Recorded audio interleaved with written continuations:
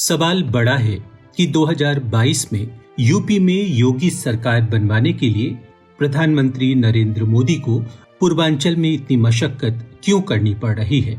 ऐसा क्या है कि भाजपा संगठन को कहा गया है कि पश्चिमी यूपी की जगह मोदी की पूर्वी यूपी में मीटिंग्स या रैलियां रखी जाए।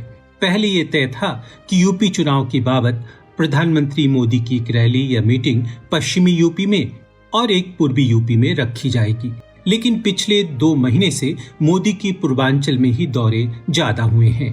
क्या पूर्वांचल ही जीत का सेहरा बांधता है?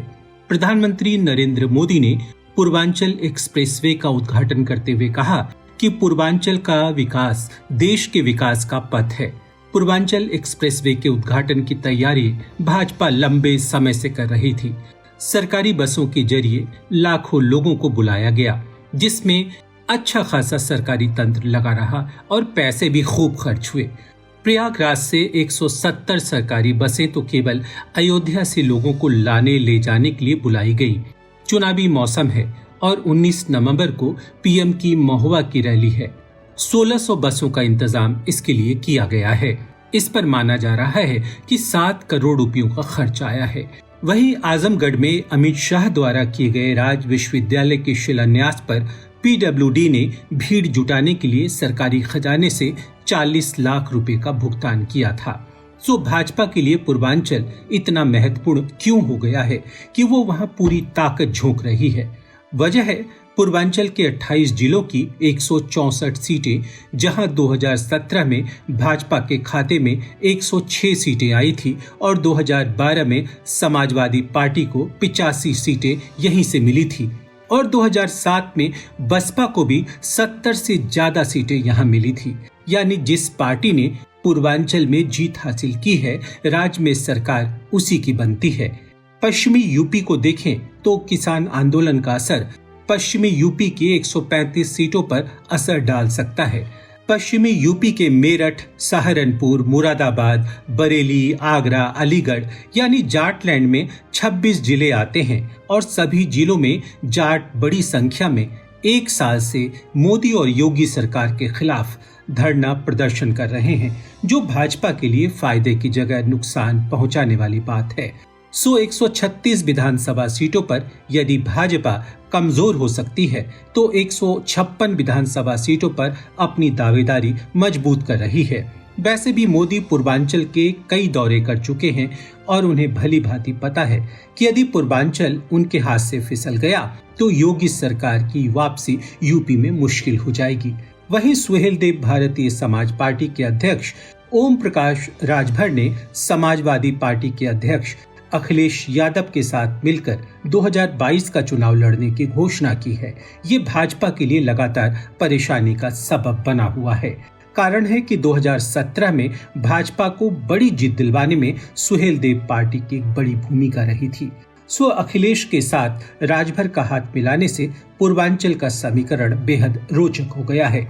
वाराणसी की 5, आजमगढ़ की 10, मऊ की 4, बलिया की 7, गाजीपुर की 7, जौनपुर की 9 और देवरिया की 7 सीटों पर राजभर वोटर्स निर्णायक भूमिका निभाते हैं। एक अनुमान के मुताबिक यूपी की 66 सीटों पर 80,000 से 40,000 तक और करीब 56 सीटों पर 45,000 से 25,000 राजभर वोटर हैं। यानी यूपी के 29 जिलों की 142 विधानसभा सीटों पर राजभर समुदाय के वोटर्स निर्णायक हैं। पूर्वांचल की राजनीति के किंग मेकर माने जाने वाले राजभर समुदाय को अखिलेश यादव अपने पाले में लाने में सफल हो गए हैं। यूपी में राजभर समुदाय भले 3% हो, लेकिन पूर्वांचल के जिलों में राजभर मतदाताओं की संख्या 12 से 22% है। यानी पूर्वांचल की 48 सीटों पर भाजपा का खेल बिगाड़ने की ताकत राजभर समुदाय अपने पास रखता है। यूपी के महासंग्राम में जहां जातीय गणित बेहद महत्वपूर्ण है, वहीं धर्म का भी पावर गेम बरकरार है।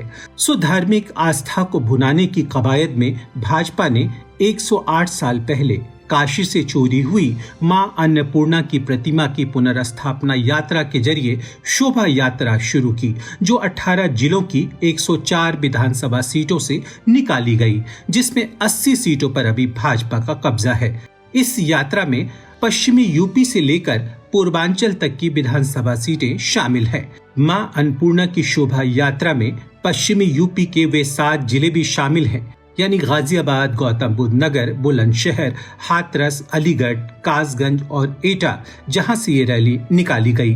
गौरतलब है कि इन जिलों में किसान आंदोलन बेहद प्रभावी है। इसके बाद सेंट्रल यूपी के 6 जिलों में शोभा यात्रा निकाली गई, जहां 38 विधानसभा सीटें हैं, जिसमें से 2017 में 28 पर भाजपा ने जीत दर्ज की थी। फिर पूर्वांचल के अयोध्या, सुल्तानपुर, प्रतापगढ़, जौनपुर होते हुए शोभा यात्रा वाराणसी पहुंची। भाजपा योगी राज की 5 साल की इनकम्बेंसी का असर कम करने के लिए आस्था के जरिए हिंदुत्व की भावना को बढ़ाना चाहती है, और आस्था हमेशा व्यक्ति विशेष पर भारी पड़ती है। वैसे भी भाजपा प्रतीकों की राजनीति में भरोसा रखती है। जैसे अटल बिहारी वाजपेयी की मृत्यु के बाद उनकी अस्थियों को सभी जिलों में पहुंचाया गया था, उसी तरह कल्याण सिंह के निधन के बाद भी भाजपा ने ऐसा ही किया था। सो मोदी का पूर्वांचल में बार बार कार्यक्रम लगाना हो या शोभा यात्रा निकालना, 2022 की जीत सुनिश्चित करने के लिए भाजपा कोई भी मौका नहीं छोड़ना चाहती, क्योंकि योगी की जीत में ही मोदी की जीत है। हमारी वीडियोस को देखने के बाद लाइक और सब्सक्राइब करना बिल्कुल ना भूलें।